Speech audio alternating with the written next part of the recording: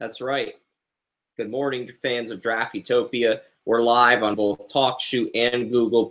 We're going to do a live stream of the offensive tackle rankings from Draft Utopia with the visuals, and you'll get to hear commentary from Ryan, Kerr, myself, and Joey. And then after that, we'll have some bonus coverage on TalkShoe with some of the other topics if we have time, as well as Ryan's picks, some NBA topics, some things that happen in the NHL if we have time at the end. But we're going to start with the offensive tackle rankings, and that's going to cover the majority of our show, and we're going to have that on TalkShoe as well as Google+.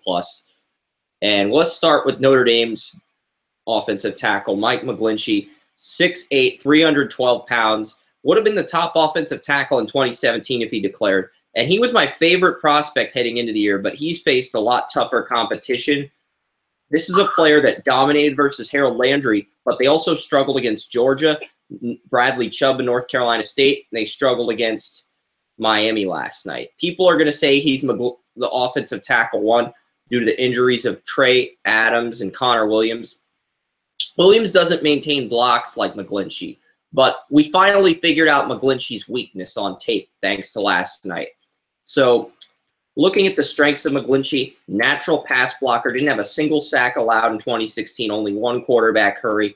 His run blocking and zone blocking was superb. Pass blocking strength, like everything's there. Run blocking strength, the footwork for both pass blocking and run blocking. He's a high football IQ guy, starts at multiple positions on the offensive line. He's played both left tackle and right tackle. He can maintain blocks for 5 to 7 seconds, keeps his back straight, shows the knee bend, long arms, ideal length.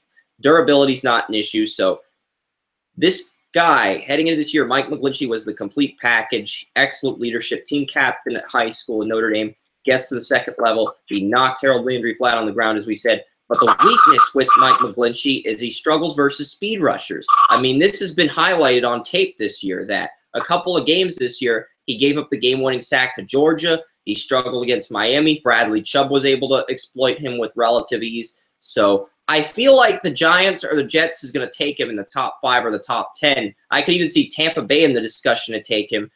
At the same time, it might not end up being as good of a pick as we thought it would. I still think McGlinchey has the highest upside, but he got penalized 11 times in 2016, and he's already gave up 4 sacks in 2017. So that's a little bit concerning, and 6 quarterback hurries compared to the 1 he gave up last year. So he's definitely regressed a little bit. I still think my pro player comp for McGlinchey would be Joe Thomas of the Cleveland Browns, because McGlinchey played so many different positions in high school. He played at least 8 different positions, 3 on every position on the offensive line, and he'd also play everywhere on the defensive line. And that's exactly how Thomas was. Thomas was also 312 pounds. So as crazy as it sounds, I still think the Joe Thomas comparison for Mike McGlinchey in terms of a size standpoint is appropriate. We'll get into these offensive tackles, but Ryan and I both agreed that Mike McGlinchey was the #1 offensive tackle back in the summer, and I know Joey did too. So we're going to move on to the next player, but we'll get thoughts on the top 3 offensive tackles with first-round grades at the end of this discussion here. Next up, we have Chukwuma Okorafor out of Western Michigan. He has all of the same strengths that McGlinchey has. I would say his weakness, as far as tape goes, would be just how he is able to execute.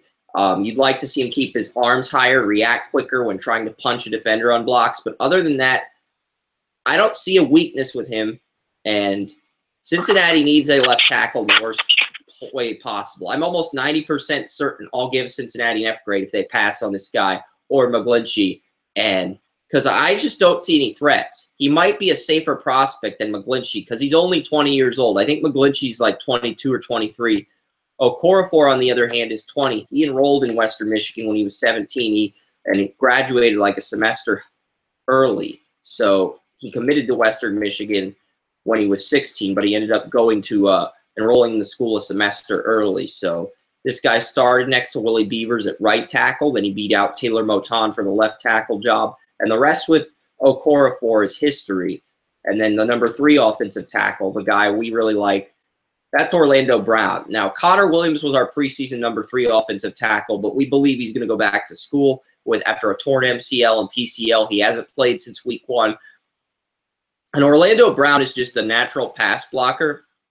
He only allowed 1 sack, 4 quarterback hurries all last year. The run blocking and zone blocking is superb as well.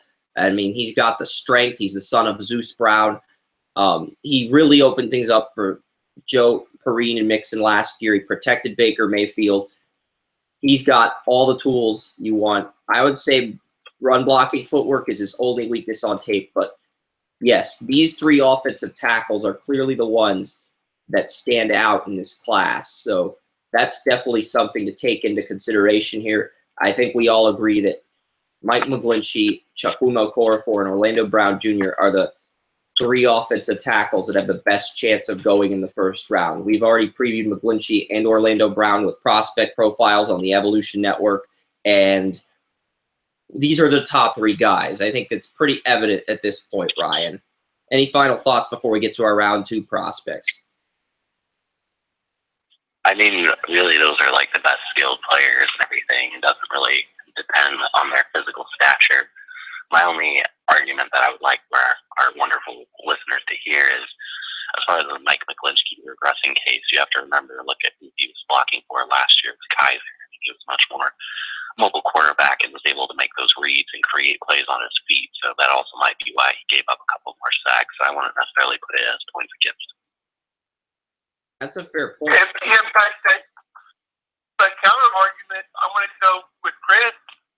It could have been that Kaiser covered up some of those deficiencies, and now that the new quarterback's not as mobile, those are being highlighted. Well, I mean, that's going to be the case, though, for almost any quarterback. I mean, if they're mobile, of course, they're going to be able to help out the offensive line a little bit compared to just being, hey, just a pocket passer where they only have like those 4 or 5 steps in that circle radius of about 5 feet. So I feel like that might have been a big reason why he regressed, though, is Kaiser is making plays on his feet a little bit, but you can't necessarily penalize it against him because not every. Yeah, but that's something that will be you get more of that idea about that with the Senior Bowl and or the cut and or the combine. You know, I think a lot of the questions as far as what we need to find out about him are going to get answered at the Senior Bowl, because that's going to be able to give us a chance to see the level of competition that he can compete with around him and to see what kind of supporting cast he might need. The other point I'd like to bring up is McGlinchey, Okorafor, Orlando Brown might bypass the Senior Bowl with their draft stock being so high. I mean, I think Okorafor is going to be there for certain, but McGlinchey and Brown might pass up the Senior Bowl because of where their stock is at right now. Well, I want to bring up something about Orlando Brown. You're right, he's a good pass blocker. I love his run blocking and mobility, but you also have to remember he is a waist bender.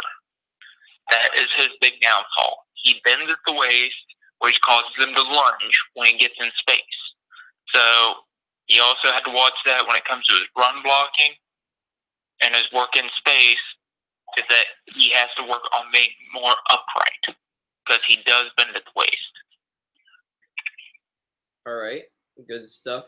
We'll get to the second round prospects now at the offensive tackle position. Number 4, Archie Lewis out of Boise State. I know a lot of people are not as high on him as I was. I'll admit I started the Archie Lewis bandwagon, 6'3", 300. He missed some time to begin the season, but this is a player capable of playing all 5 positions in the offensive line. They keep their back straight. They show proper knee bend. They get to the second level. They open things up for Jeremy McNichols and Brett Ripien last year. Had hardly any penalties, extremely durable, high football IQ. So there's a lot of things I liked. But the one weakness is he's a 1-year starter. Heading into this season, this is his 2nd year as a starter. Extremely limited frame. He lost the left tackle job to a true freshman. So you really can't argue he's a first-round prospect anymore, because it's like when you're at left tackle, you're coming off a big year, and you lose the left tackle job to a freshman, you're automatically out of the first-round discussion. I still think he could be a very good right tackle or guard in the NFL. He got voted team captain middle of the season, sort of redeemed himself, but he did not get one of the first batch of Senior Bowl invites, and he's a day 2 pick at the moment, second rounder. If he doesn't get a Senior Bowl invite as the process unfolds, he might fall to the 3rd or 4th round, as Ryan suggested on Friday. But at the moment, he is my number 4 offensive tackle, and being 6'3", 300 pounds, he might end up kicking inside to guard or moving to right tackle. And the other threat is he'll be 25 years old when he's a rookie, so there's not going to be as high of a ceiling. Even though he does have Pro Bowl potential, there's not going to be as high of a ceiling for him. He's going to have to produce now, or he's not going to, because Sean Coleman entered the league when he was 25 as well, so that's the other thing to take into account. Our number 5 Well, here's the thing with that, though, is that who did he lose? What freshman did he lose the battle to? Was it a 5-star recruit? Was it a 3-star recruit? Okay, then yeah, it's probably got to wonder about that then. I mean, this is Boise State. They don't get 5-star recruits. Let's be real. Yes, they do. They might. It's possible. Yeah, Chris, remember, Boise State a few years ago, they've always been the big name of the group of 5 schools. They have the best shot at getting the 5 stars that the Power 5 schools do. If they have a better shot, say like an Oregon State or Vanderbilt at getting 5 stars. Vanderbilt gets geniuses, okay? That's what they get. They get medical geniuses. They get lawyers, they get basketball players, they get a very good baseball program. I know their football team is terrible, but they have beaten my dad's alma mater, Tennessee, the last few years, so I'll give them credit for that. Moving on to the next offensive tackle. And also they got a better shot at getting 5 stars, say, Duke or North Carolina in football, because those 2 are basketball schools. Okay, so he lost the job to redshirt freshman Ezra Cleveland, Archie Lewis. Now I'm going to look up Ezra Cleveland, find out how big of a recruit or how little of a recruit Ezra Cleveland was. And let's take a look. He was a 6'6", 275-pound defensive tackle from Spanaway, Washington, Ezra Cleveland. Year, and then he ended up taking a left tackle job from Archie Lewis. I'm just curious how big of a recruit he was, because you were curious if he's a 5-star or whatever. Ezra Cleveland was, I don't even know if he was ranked. I'm just looking this up here. Oh, he was a 3-star recruit. Okay. So he's a 3-star recruit. Okay. I was just double checking to make sure. I didn't want to assume anything. So Brian ONeill out of Pittsburgh is number 5, 6'6", 290 pounds. This guy played next to Adam Bisnawadi at right tackle in 2016. He had 1 career start at left tackle prior to this season. He's moving back to that position. I watched his tape versus Penn State, and he did okay in that game. He did really well versus Andrew Brown, who was considered a first-round prospect at one point out of Virginia. So the fact that he was able to manhandle Andrew Brown definitely helps his resume. I mean, his run blocking and zone blocking is off the charts. He opened things up for Connor, protected Nate Peterman. He's only 290, though. He still needs to fill out his range, his frame. He's considered raw. You want to see him maintain blocks. But other than that, he's a pretty complete offensive tackle. You look at teams like the Chargers, the Raiders, the Colts, the Broncos. Those would all be good fits for Brian ONeill in the second round. He's a pretty safe prospect, but the fact that he's a junior redshirt and he's only 290, I actually wonder if he's going to return to school like some of the other offensive tackles in this class, like Trey Adams, Connor Williams, because those were guys that we had first-round grades on in the preseason, but we sort of get the feeling they're going to come back. And if one of them declares, that makes this offensive tackle class that much more interesting. But we can debate on this year's class, next year's offensive tackle class. The bottom line is I think this year's class is deeper. Next year's class is more top-heavy, but it's not as deep as this year's class. So Brian ONeill at number 5. Number 6 is Jake Campos out of Iowa State. Now, Jake Campos, 6'8", 300 pounds. we got Lazard as one of the team captains for Iowa. The other team captain is Jake Campos. He has everything you want at 6'8", 300. He can run block, zone block, has the footwork. He's passed. He did well in track, so he ran track and did football, carried a 4.0 GPA. One thing I dislike about his tape is he looks down at times. Sometimes his eyes are looking down instead of looking directly at the defender, and that kind of inconsistency allows defenders off the edge to beat him on some plays. Ogbonina Okoronkwo, the Oklahoma pass rusher, got a sack on him. That was the only sack he allowed, but this is the thing. When you look down on tape... Well, Chris, yeah. Go ahead, Joe. I want to point out about, how you say looking down, because offensive linemen are trained to keep their eyes closer to the ground, because if there's a fumble, the number one thing in football is to prevent turnovers. So, you have to look at the defender. You also have to keep your eyes closer to the ground, because if there's a fumble, they expect you to drop on it immediately.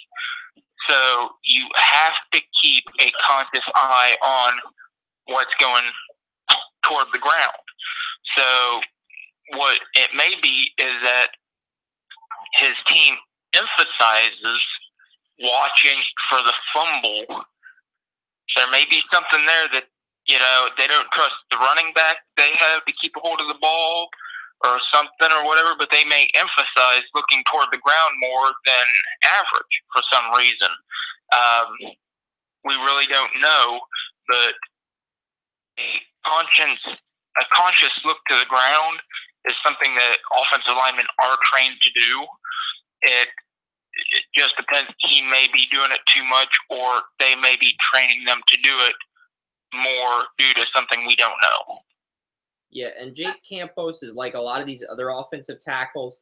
He was a starting right tackle in 2014, but he moved to left tackle after that. Like, he started a few games at right tackle. So another one of these offensive tackles that's versatile enough to play both spots. You see a lot of that with this group.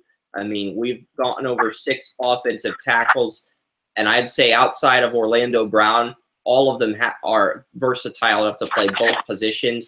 Orlando Brown played left tackle in both high school and college, but outside of him, I'd say the other offensive tackles are scheme versatile.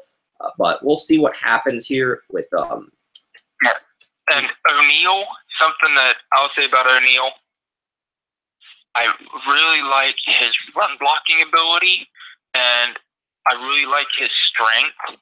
I think he needs to develop, as you said, fill out a little bit more, develop as a pass blocker a little bit more.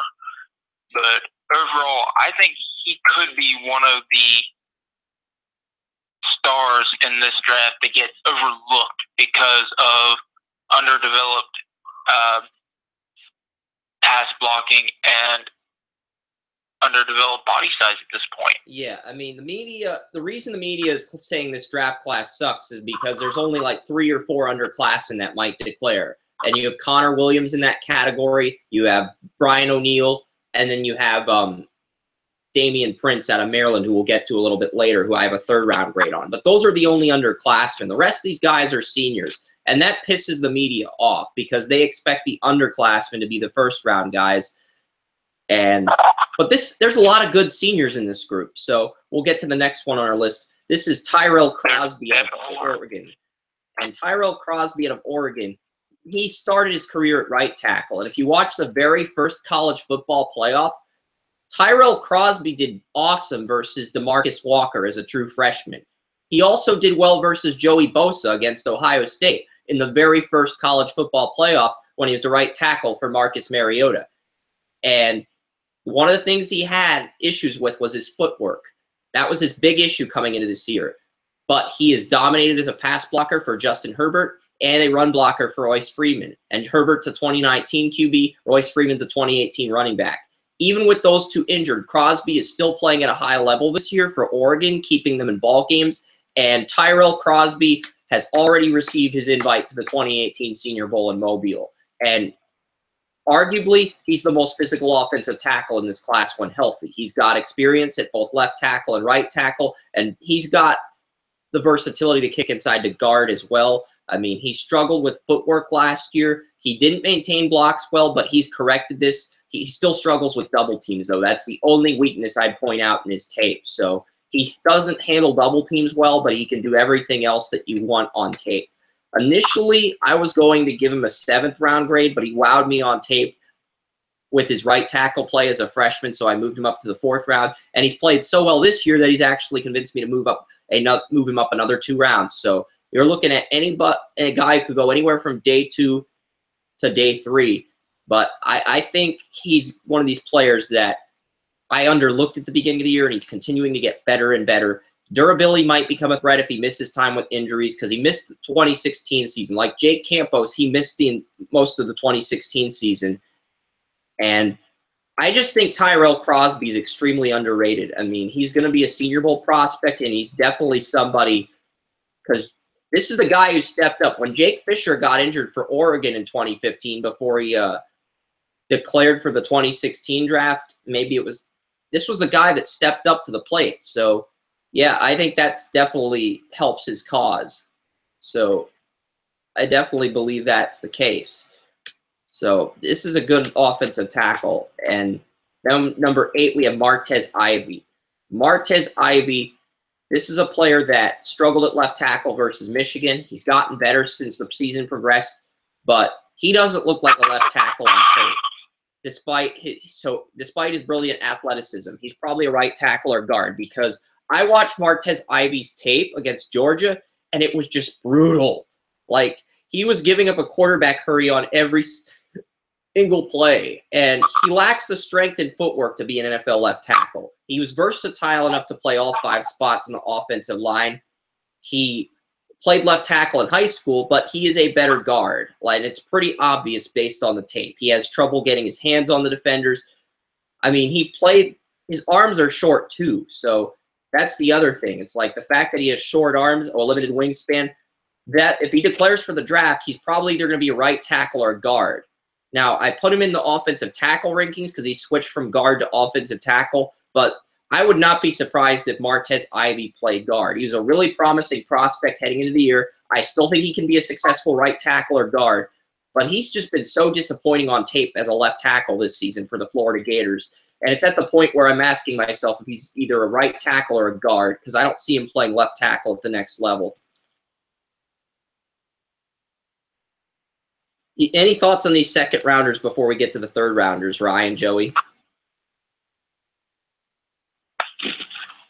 Well, for me, I'm beginning to get to the point where I'm saying any Florida left tackle is probably going to be a mid-round right tackle, because how many Florida offensive tackles have become anything more than a decent starting right tackle in the NFL?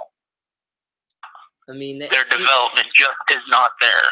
There was that left tackle who the Steelers drafted a few years ago, Max Starks. Marcus Gilbert was a great right tackle prospect, but ever since Marcus Gilbert and Max Starks, Florida hasn't really produced a quality NFL offensive tackle. Yeah, Starks is really the only good left tackle out of everybody else is a right tackle. So, I mean, you have to look at the quality of players being produced, because Florida over the last 10 years has not produced quality NFL quality offensive players for the NFL. They are, I mean, other than maybe a handful of players over the last 10 years, they're just not good offensively. Yeah, and the next offensive tackle on our rankings here is Brandon Parker out of North Carolina AT&T. 4-year starter at North Carolina AT&T. Brandon Parker just had brilliant tape. Like, I didn't have this guy on my preseason radar. I still don't have him. Well, I had him on my FanSpeak board, but I had him in like the 300 to 400 range. But I went back and watched the tape of Brandon Parker, and this guy, not only can he protect the quarterback, He opened up the lanes for Tariq Cohen last year at North Carolina AT&T, and he does everything you want on tape. I think from a technique standpoint, I think Parker is the strength from a technique standpoint, but I'd say the weakness with him is he can only bench press 20 reps at 225. Like, they listed that on North Carolina's AT&T's bio page, and it's like, well, if that's the case, and he's an FCS prospect, that might hurt him in the eyes of scouts, because they are looking for those guys that can bench anywhere between 25 and 35 reps at 225 pounds. So if he's FCS and he only bench presses 20, that pretty much limits him to the 3rd or 4th round. But I do like his tape. I love his technique on tape. And this is one of the most intriguing prospects right now, because there's 2 FCS offensive tackles in this group that have already gotten invites to Mobile. And Brandon Parker, who blocked for Tariq Cohen last year, this is a guy I'm intrigued about, because 6'7", 309, he's got great tape. So I want to see what this guy does in Mobile. I mean, I'm a little bit curious to see what he does in Mobile here. I mean, they went on the road to Kent State and beat Kent State in Kent State. So this guy clearly has some impressive tools. He's someone we're going to need to take a closer look at in the coming weeks. Moving on to number 10, DeMarco Jones out of Ohio State. 6'5", 310 pounds, had 1 year of starting experience. He took over for Taylor Decker. He was used as a swing offensive lineman. So whenever an Ohio State offensive lineman got injured during his sophomore year or was fatigued, he would come in and substitute for that lineman. So he's got the versatility to play all 5 spots. He's also on special teams. So that's another thing working in DeMarco Jones' favor. And he can maintain blocks for 5 to 6 seconds. He held his own versus Taco Charlton on tape. He won and lost some battles versus T.J. Watt. He struggled versus Clemson's pass rush in the college football playoff. But DeMarco Jones overall is a pretty good prospect. So we'll see what happens with DeMarco Jones here. But he has a lot of things going for him right now. And the way he paved the lanes with Billy Price against Michigan State yesterday was fantastic stuff. Arguably his best game of the year. So he's going to get a Senior Bowl invite as well. So there's another 3rd-round offensive tackle. I mean, you're looking at Tyrell Crosby at 7, Brandon Parker at 8, DeMarco Jones at 9, all as Senior Bowl candidates. So I think that really makes this class really intriguing from a Senior Bowl standpoint, because these are the guys who are going to have a chance to separate themselves. And at number 10, we have another Senior Bowl prospect. Number 11, I mean. So, yeah, number 11 is another Senior Bowl prospect, because Ivy was 8. He's an underclassman, but 7, 9, and 10, all Senior Bowl prospects. Number 11, Austin Corbett, also a Senior Bowl prospect. 6'4", 305, versatile enough to play left tackle, left guard, or right tackle. He's lined up all 4 positions. Was a 4-sport athlete in high school. Did wrestling, track, basketball, and football. 4.0 GPA. Nevada's 1-8 this season, but Corbett, the undisputed leader of this Nevada offense, that's averaged 26 points per game. Like, they've averaged 42 points twice and lost both contests. That's how effective the offense has been, and that's mainly due to Austin Corbett at the left tackle position. They've switched from a run-first offense to an air raid offense this year, and you'd like to see him improve his knee bend, but other than that, I don't really see a weakness in his game. I mean, I had an undrafted grade on this guy back in the preseason, but Tony Mario told me he was a 3rd-round prospect. Thomas Coburn also told me he's a 3rd-round prospect, so I had to go back, rewatch the tape, and adjust my board. And I feel ashamed for waiting so long to recognize this guy's talent and passion for the game. But he's another player that's accepted a Senior Bowl invite, and we got a lot of offensive tackles with Senior Bowl invites, and then we got our final offensive tackle. That's an underclassman for round 3 at number 12. Damian Prince out of Maryland, 6'2", 315. This is a guy who was the top underclassman at right tackle. He was Matt Miller's number 2 offensive guard heading into the preseason. Great run blocker. He's versatile enough to play right tackle or right guard. He can pass block when he gets his hands on defenders. The weakness is he doesn't always get his hands on defenders in passing situations. He has the strength of a guard instead of an offensive tackle when he's pass blocking, and his footwork's an issue in pass protection. He looks down when blocking sometimes as well. I'm just not sure if he gets drafted as a right tackle or a right guard. That's my only concern. His frame might get him kicked inside the right guard, but he's solid right tackle. I think he's a borderline starter. So I've gone through this class, and I see 12 offensive tackles that really impress me as potential starters. But overall, this is a much stronger class than I anticipated with the offensive tackles. And any thoughts on this?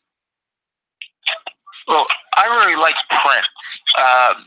He's a guy I think will end up being, once the combine and everything gets through and the All-Star game, I think he's somebody who's going to be there to watch. I know we haven't talked about him much on the show, but he is one of the underclassmen, and he could be a riser. He could easily rise into the day 2 territory. I think Miller mocked him to late first round of the Steelers at one point. So he's a guy that a lot of people jumped on the bandwagon at the beginning of the year. And with him being an underclassman, he's got that higher ceiling. Maybe he'll rise up the boards. We'll see. All 3 of the top 3 offensive tackles last year, Ramczyk, Robinson, Bowles, were all underclassmen. So with most of these offensive tackles being seniors, you want to try to pinpoint the offensive tackles that are underclassmen and see where they end up. Prince and ONeill are the only 2 offensive tackles currently in my rankings. Now, if Connor Williams declares for the draft, I'll add him. I'll take someone else out of my top 20. I know it's a cruel thing to do, to downsize these prospects and take one out of the top 20, but it's a business. So, yeah, that's my reason for number 13, the guy Ryan loves on tape, Timone Paris out of Stony Brook. You want to tell us about him, Ryan, or should I break down his Well, you know, I really do like the Timone Paris out of Stony Brook. He's 6'5", 320 pounds. He's really, really good at what he does. See here, Paris had taken 76 snaps in a 24-20 loss in Delaware. So, you know, even though he lost that game, he opened up lanes and did his job as a run blocker. He did really good at pass blocking in general. Yeah, he fixed his issues with pass blocking. But go ahead, continue, please. Well, I guess my thing though is, in a worst case scenario, if he doesn't succeed at the left tackle position, because let's face it, it's a very hard position to play. It's one of the most attacked positions on the quarterback's line side. You can, at the very least, actually move him to right tackle because he's versatile enough to play. And if that was the case, I would almost put him ahead of Connor Williams because he's a little bit more versatile at that right tackle position. Yeah, I mean, there's a lot of guys. I know his draft range is all over the place. I've seen him as low as the 6th round. Josh Buchanan of JB Scouting, who we had on a podcast, gave him a 5th round grade, which is what I gave him initially. But this guy's played so well, and he got a Senior Bowl invite that I bumped him up to the 4th round. I know Walter Cherepinski has a 2nd round grade on Timone Paris, and Charlie told Walt at the beginning of the year that scouts were paying attention to Timone Paris, and they were before he fractured his fibula. So you're looking at a guy who could go anywhere between round 2 and round 6 at the moment. And that's why his Senior Bowl week is going to be paramount, Ryan and Joey, because if there's round 2 grades and round 6 grades on Timone Paris at this point, who's right? It's like, are we that far left with are we that far to the right with Paris? We like his tape, or are we that far to the left? Where is his draft range? Where is his ceiling? Where should he end up? Because it's really difficult to evaluate a prospect when you're that torn on his draft range. I think that's how a lot of people felt about Davenport last year out of Bucknell. You had some people like me with a 2nd round grade. You had others with a 6th round grade on him. And he ended up going in the 4th round, I believe, to the Texans. So, yeah, I mean, that's the thing.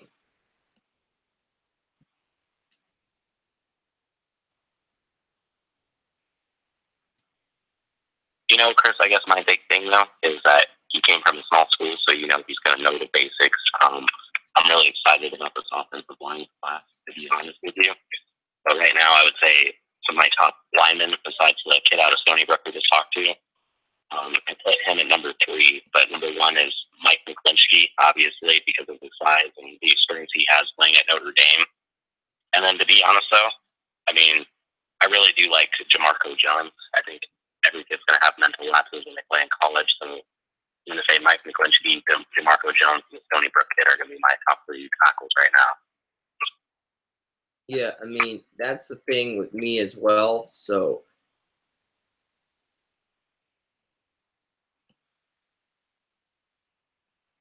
I'm sorry. I also got to say, I think I do like Austin Corbett, the string tackle in Nevada. Yeah, the guy Thomas mentioned, he is really good on tape. Oh, yeah, I really like him, too. I think that between those two guys right there, they're going to be able to really make the NFL wherever they go.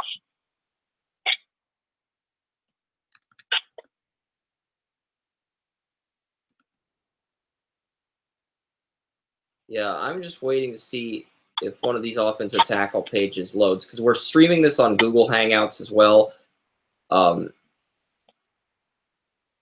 Just seeing what we can get here. Okay, this is perfect. This works. Perfect, perfect, perfect.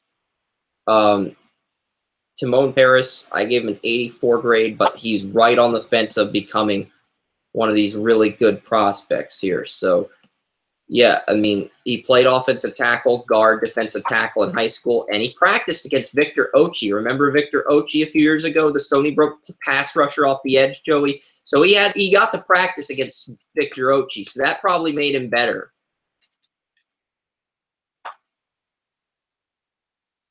All right, number 14, Casey Tucker out of Stanford, 6'6", 300. This guy was mainly a right tackle. He tried to play left tackle and failed at that position. And Casey Tucker's an awesome run blocker, but the big issue with him is he struggled in pass protection. He still hasn't corrected his weakness, but I think if you run a run blocking scheme and you get this guy for depth, I think he can be a great depth player. He had durability concerns. He's only played one full season at Stanford. He didn't play until his junior year. Was going to start as a sophomore, but he suffered a season-ending injury a few years ago. So I really like him, though. I moved him up from round 5 to round 4 because when you look at what he did with McCaffrey last year, and then you look at what he did in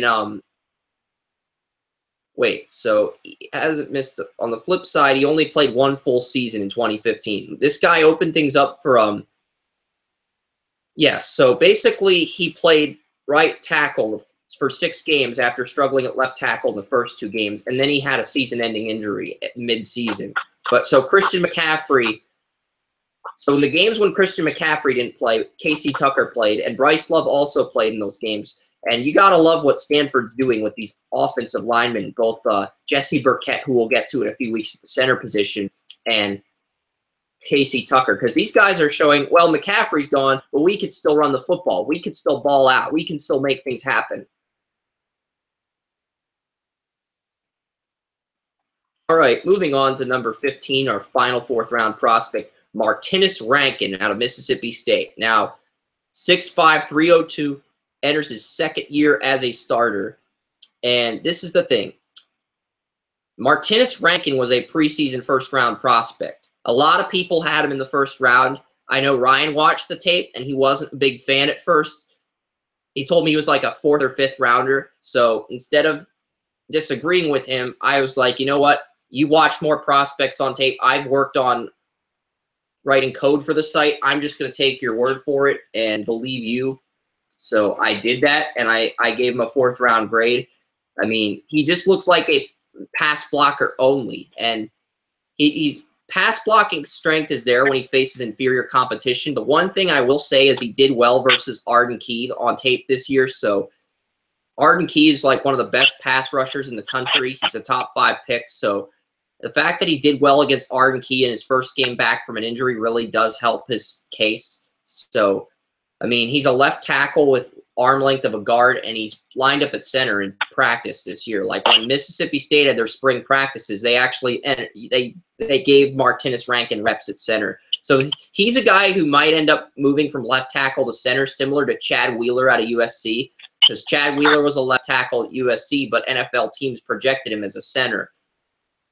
And he was the guy, he was the left tackle at USC last year for Darnold. And they had him, they had Mama, they had Banner. So those linemen are all gone, and you can see how, like Ryan pointed out, how that has hurt Darnold. But Martinus Rankin was there when he took over as a starter after Dak Prescott left, and he's really been an integral piece to Nick Fitzgerald and his development in the passing game. And I think Rankin actually made some pretty good blocks versus Alabama last night. Number 55 on Mississippi State. He actually made a few good blocks. Did he give up any big plays, Kerm? Yeah. 55 on Mississippi State. Did he make it? I think he blocked pretty well versus Alabama in the few seconds I watched the game. What's his play system? Left tackle. He's 55 on Mississippi State. No, I don't think he really gave up. Well, after the first quarter, Fitzgerald got rushed the first 3 plays of the game. But after that, when they went to pretty much strictly a run offense, it's just killed time the whole game. That was a very good. He had a very good game from what I can recall. Yeah, I mean, heading into the year, I had a 5th-round grade on this guy, and most scouts had a 1st-round grade on him. Now most scouts have a 2nd-round grade on him, and I moved him up to round 4. So it's hard to project if he's a day 2 or a day 3 pick. He might even go in day 1. It depends on what team's picking where, because a lot of Mississippi State has a great track record for developing prospects. So they've sort of established themselves as one of the rival teams to Alabama. And then at number 16, you've got our first 5th-round prospect. But any final thoughts on these top 15 offensive tackles? Which round 4 guy do you think emerges? I have Timone Paris as a round 4 guy, but he could easily enter that day 3 territory. But what players of those round 4 guys outside of Paris do you like the best, Ryan or Joey? Anyone in particular? I'm pretty set in Timone Paris, so that's just because I found him, I guess you could say. But I would say outside of that, I mean, I do like, I don't know, I'm kind of. I honestly think after the top 12 and maybe Timone Paris at 13, that's where the drop-off in this group between the potential starters and the potential backups begins to take place. That's sort of my analysis on this class. But there are some good backups. Where was the guy at? I was looking at Spain. That's who I was looking at. Number 20 on your rankings list. Brent, he was the number 20 player. But people in Lombardi's draft talk really like his tape. Like, they were saying, oh, this guy should be higher. And you can make a case for that. But we're going to get through 16 through 19 first. Jamar McGlinchey was an offensive tackle out of Syracuse that Mark recommended I check out. He's actually did a great job versus Clemson. So I'll give Mark some credit here for recommending his tape because he kept – Tony thinks he's a 6th-rounder and that I ranked him too high. But this is the thing. Ken LeBlanc said that if you put him in like a system like New England or Green Bay, he will thrive in that system. So – and Ken watches more Syracuse sports than anyone else. So I'm going to take his word for that. So if he's a pass blocker – then that's good. But he's a 2-down player. That's the one thing that hurts Jamar McGlinchey at this point. He's a 1-year starter heading into this year, and he's a 2-down player. So right tackles are also supposed to be good run blockers. So you're probably looking at a late-round pick. Number 17, Mitch Hyatt out of Clemson. Now, this is a guy we had as a 2nd-rounder heading into the preseason. And a lot of sites had this guy as a 1st-rounder because he was the number 1 overall recruit at the offensive tackle position coming out of high school. But this is the thing. He's 6'5", 295. He lacked muscle, and I watched 7 games of Hyatt last year. And in 5 of those games, he gave up quarterback hurries. He gave up hurries to Ohio State's pass rushers. He gave up hurries to Harold Landry. He gave up hurries to Florida State's defensive ends, whether it be DeMarcus Walker or Josh Sweat. He gave up hurries to there were other 2 Alabama, which isn't a surprise because Alabama's got a great pass rush. But my point is, he only had 2 good games against Bradley Chubb and Ejiofor last year, which is why I bumped him down from a 1st to 2nd-round grade. And as the season progressed, he's actually gotten worse without Deshaun Watson. He's actually been exposed without Deshaun Watson. And NFL teams have told Charlie Campbell of Walter Football that he's probably a day 3 pick. And I don't disagree with that. In fact, I agree with that statement entirely. I moved him down from the 2nd round to the 5th round. So that tells you a lot. I mean, this guy has been absolutely terrible without Deshaun Watson. And honestly, he should go back to school and really work on his game and really try to help Kelly Bryant take that next level because Kelly Bryant is projected to be a 1st-rounder in 2019. And Clemson, they're losing 3 offensive linemen. So Kelly Bryant could be next year's version of Sam Darnold with Clemson losing 3 offensive linemen, 2 guards. But this is the thing. Hyatt only allowed 1 quarterback hurry and no sacks all season. He played so terrible this season that Dabo Swinney benched him versus Florida State. So, I mean, a lot of the reason Hyatt was good last year on tape was mainly due to Deshaun Watson's quick release, which is something I pointed out in the SWAT reports in the preseason. I mean, I think we can all agree that Deshaun Watson has a quick release, and that's one of the reasons he's taken the NFL by storm this year. And that's probably why Hyatt's draft stock's really taken a hit this year. Any thoughts on that?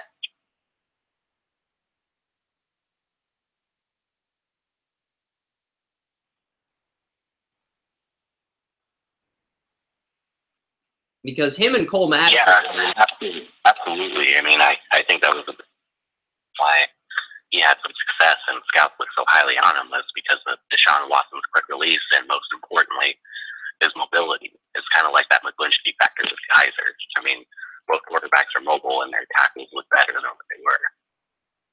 Yeah, he got penalized a lot, so that's another thing. Well, I mean, the other thing, though, too, is it kind of depends on who they get drafted. Wyatt might be able to fail horribly in a system that has like a Blake Bortles or a Trevor Siemian, whereas he would thrive in, you know, a Carolina Panthers or like a Seahawks type system with more mobile quarterback. Yep. Number 18, KJ Malone. KJ Malone, 6'4", 321. He didn't start until 2016. He started all 12 games at left tackle last year, really paved the way for Leonard Fournette and Darius Geis. I had him as a 4th-round grade in the preseason, but this is a guy who did awesome for Darius Geis and Danny Etling at the beginning of the year. He did okay in losses to Mississippi State and Troy. LSU did not have Darius Geis in the upset to Troy, though. And Malone wasn't the same player without Geis. He injured his left knee of next week against Auburn. He hasn't played this year since. So KJ Malone, his dad was a military general, too. So he's probably very assertive and probably very good in that department. So KJ Malone, I hope he gets a Senior Bowl invite because I'd like to see what this guy can do against better competition, because we didn't get to see KJ Malone versus Alabama this year, and I'm a little bit disappointed by that. So I really hope Malone is one of the guys that gets a Senior Bowl invite, but we'll see. I have a 6th-round grade on Malone. I had a 4th-round grade on him at the beginning of the year. I moved him down to round 6 because I think the durability and the fact that he's that bad without Geis, that's a little bit concerning to me. All right, we'll get to our 2 7th-rounders, Cole Madison and Bentley Spain, the guy Ryan likes. You want me to break down Madison and you'll cover Spain, because these are the final 2 offensive tackles. And Cole Madison, no relation to Ashley Madison, gave up 4 sacks in Washington State's loss to California, where Luke Falk threw 5 picks. I went through the entire game tape yesterday because I know CBS had a 7th-round grade on Cole Madison. I had a 2nd-round grade on him. And I'll admit I was wrong and CBS was right. But this is the thing. Cole Madison gave Luke Falk a clean pocket on 4 of those 5 picks. One was a drop pass, but Madison still gave him a clean pocket on that play. And I even posted visuals on Facebook and Scouting College Football of Cole Madison giving Luke Falk the clean pocket when throwing those interceptions. So Luke Falk's decision-making is the problem for this offense. It's not Cole Madison's blocking. It's more along the lines of Luke Falk's decision-making. We got to go back and we got to reassess that. And I think the perfect way to do that is by watching Luke Falk in Mobile in the Senior Bowl. So that's going to be something to keep an eye on as well. I think we both agree on that. But he gave up 4 sacks in Washington State's loss, and I now have a 7th-round grade on him. Mike Leach called him the best blocker on that, most consistent blocker in terms of pass blocking. He's not a durable player, but he's a pure right tackle. And I didn't see any threats with Cole Madison. He's a safe prospect for a pass blocking team. I think he'd be a great fit on the Packers for depth behind Brian Bulaga, because they love Pac-12 guys, and Bulaga only had 1 season where he stayed healthy for all 16 games, and that was in 2016. So I think Cole Madison is a backup to Brian Bulaga in the 7th round would be a great pickup. A great late-round pick for the Packers. Any thoughts on that assessment, Ryan? I mean, I think it's a good assessment, but I think he's going to thrive wherever he goes because he's so versatile. He's a good pass blocker. I think it's going to come down to system and coaching, so I do like the Packers' idea. Yeah, Cole Madison, though, was a 2nd-rounder. We had a 2nd-round grade on him. And his tape against California was so bad that we actually said, you know what, CBS, you're right. He's a 7th rounder. But at the same time, he could be a 7th rounder that ends up being a huge steal with the right coaching, as you said.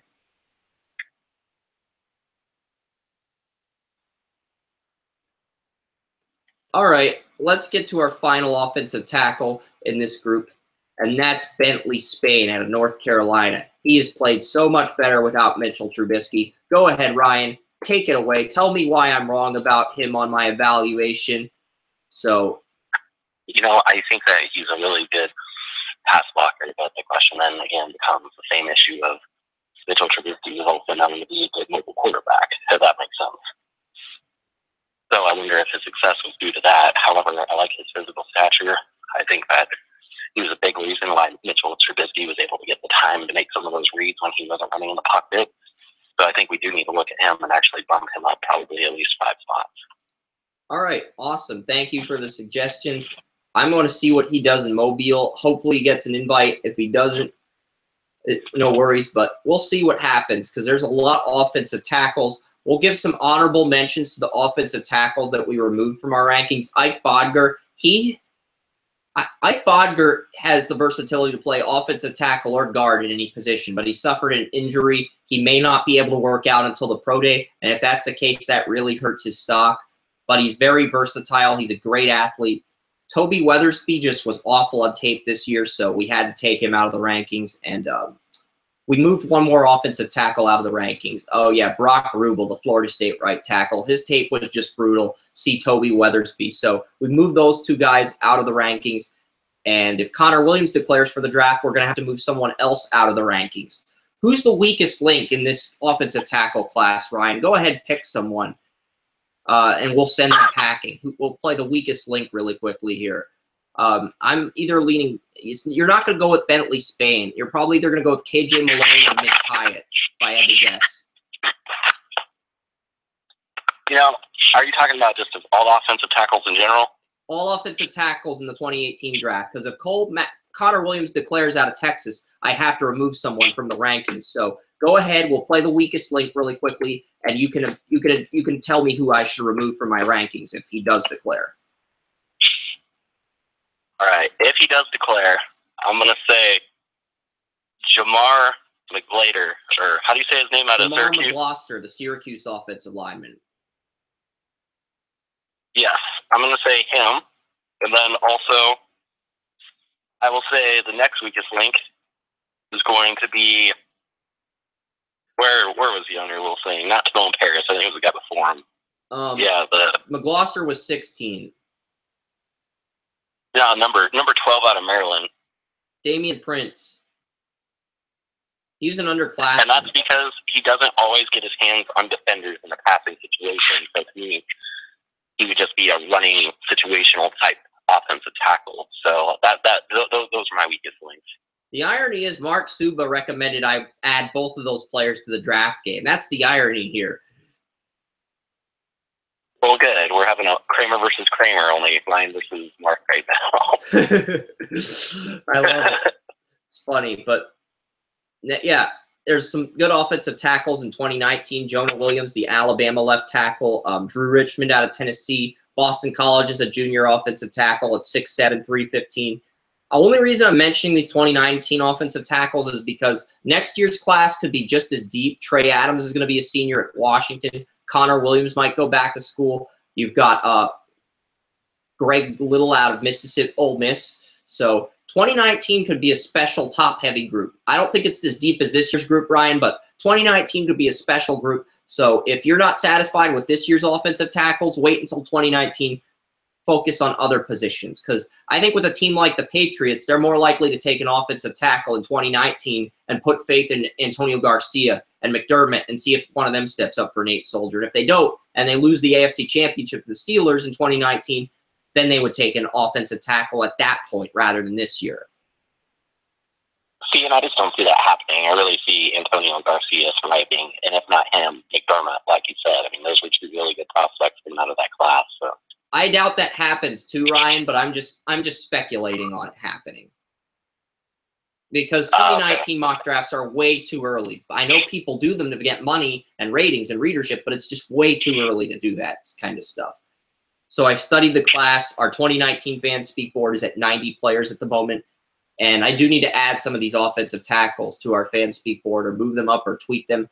So what I'll do is next week we'll do the guards. Next week we'll break down the guards. The guards, like they say in Team America World Police, the guards from that scene. We're guards.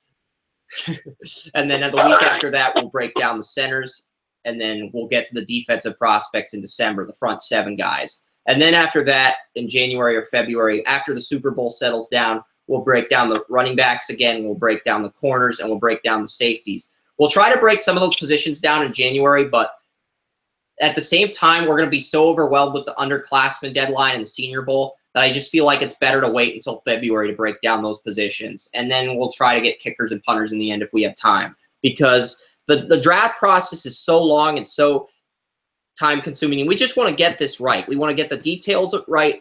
We're the utopia of sports, and thank you for checking out our offensive tackle rankings on YouTube. So that does it for the offensive tackle rankings on YouTube. But we do have some other topics we'll be discussing, and I will post a full link to the episode on TalkShoe in my YouTube channel if I can. So thank you for tuning into this Google Hangout. We're signing off from Google.